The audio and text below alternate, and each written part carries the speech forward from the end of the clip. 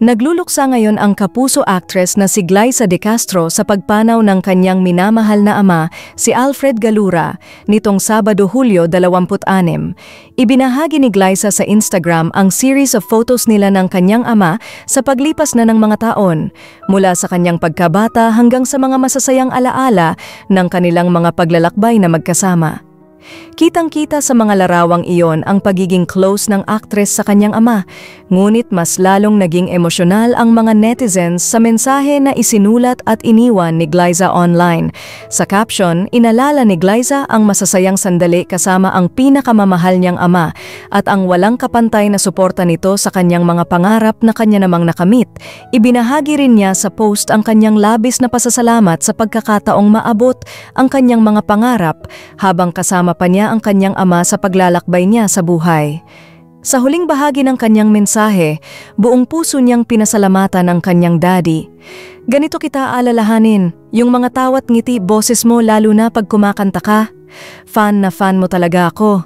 At salamat sa pagsuporta mo sa mga pangarap ko. Masaya akong nakasama kitang makamtan yon. Salamat sa pagmamahal mo sa amin. Sa lahat-lahat, mahal na mahal kita, tay, alam mo yan. Pahinga ka maigi. Sulat ni Glyza. Hindi na nabanggit ng pamilya ang naging sanhi ng pagpanaw ng ama ni Glyza, subalit ayon sa ulat ay matagal na itong nakikipaglaban sa malubhang karamdaman. Agad naman nagpaabot ng pakikiramay ang mga matalik na kaibigan ni Glyza sa showbiz, kabilang na dito sila Angelica Panganiban, Tina Paner, Jason Abalos, Carla Abellana, Sanya Lopez, Sheena Halili, Rocco Nacino, Jolina Magdangal, Kyla Alvarez, Gabby Eigenman, Julian San Jose, Raver at Rojun Cruz, Paolo Valenciano, Shasha Padilla, Kuya Kim Atienza, Yula Valdez at marami pang iba.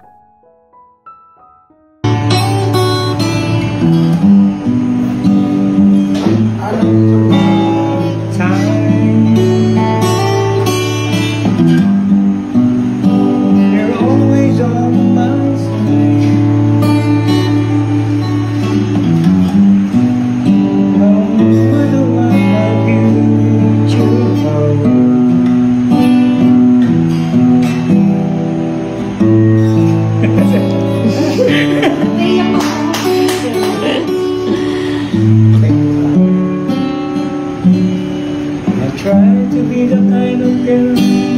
Ano parang pinakasal? You feel just like inside.